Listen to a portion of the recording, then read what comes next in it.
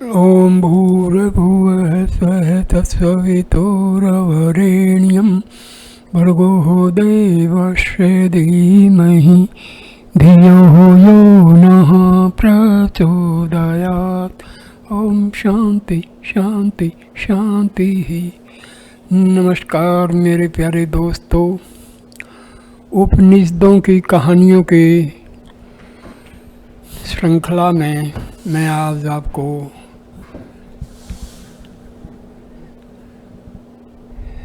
Says महर्षि उशस्ति चाक्रायण की कहानी सुना रहा हूँ। एक बार टिड्डी दल के प्रकोप से सारी फसल मारी गई और देश में दूर दूर तक दुर्भिक्ष फैल गया। लोग घर बार छोड़कर भोजन की तलाश में भटकने लगे। महर्षि उशस्ति चाक्रायण भी अपना घर बार छोड़कर अपनी पत्नी के साथ भिक्षा मांगने निकल पड़े। एक दिन भिक्षा के लिए भटकते भटकते वे महावतों के किसी गांव में पहुँचे। वहाँ एक महावत बैठा हुआ उड़द की दाल की खिचड़ी खा रहा था। उशस्ति चाक्रायण ने उसके पास जाकर कहा, भूखा हूँ, भिक्षा दो।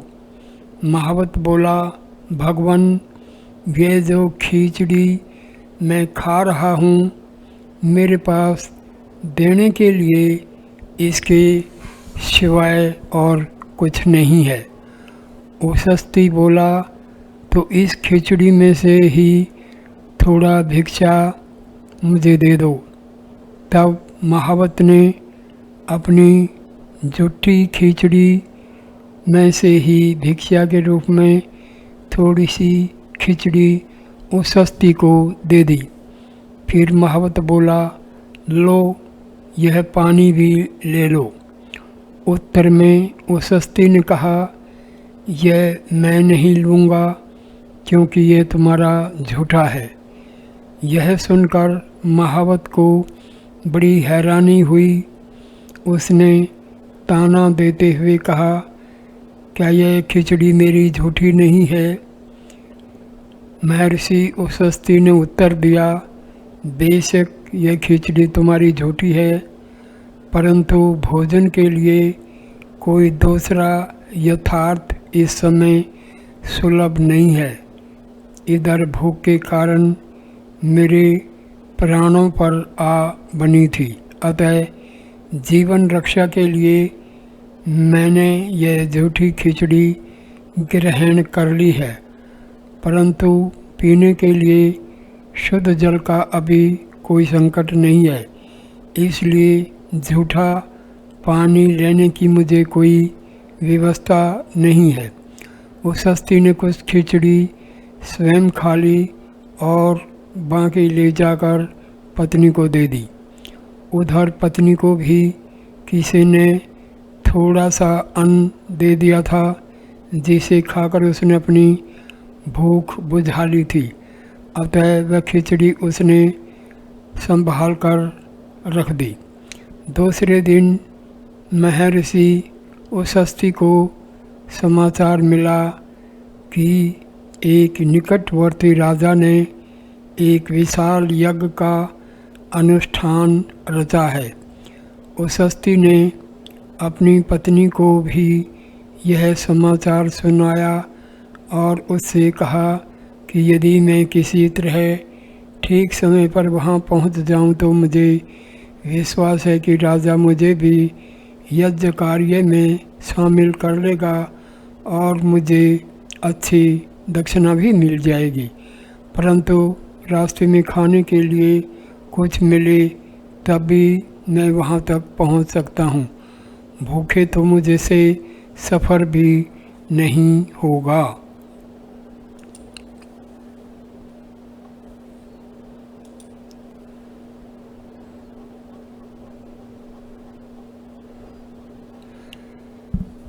पत्नी बोली, भगवान, कल की आपकी लाई हुई खिचड़ी सुरक्षित रखी है, उससे आप अपनी भूख शांत कर सकते हैं। उस हस्ती ने वह खिचड़ी ली और राजा के यज्ञ में शामिल होने के लिए चल पड़ा। वहाँ जाकर उसने देखा कि यज्ञमंडप बन चुका है। यजमान और पुरोहित तथा अन्य कार्यकर्ता पहुँच चुके हैं और यज्ञ की सारी तैयारी पूरी हो चुकी है। उस हस्ती ने यज्ञ के ब्रह्मा, होता,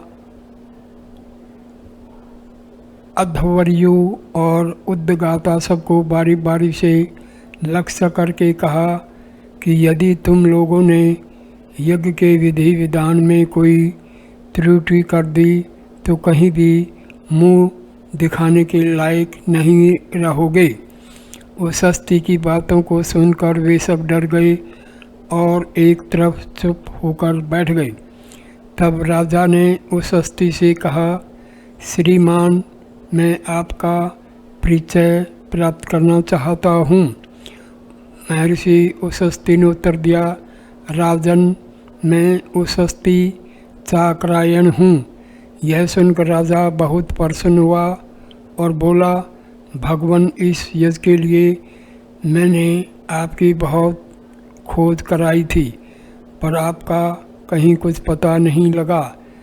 जब आप नहीं मिले तभी अन्य पंडितों को यज्ञ के लिए आमंत्रित किया।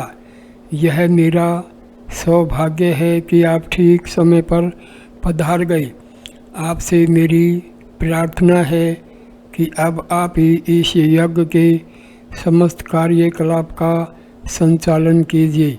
उस स्त्री ने कहा, राजन, यदि आपकी ऐसी ही इच्छा है तो मैं भी इसके लिए तैयार हूँ, पर मेरी एक शर्त है।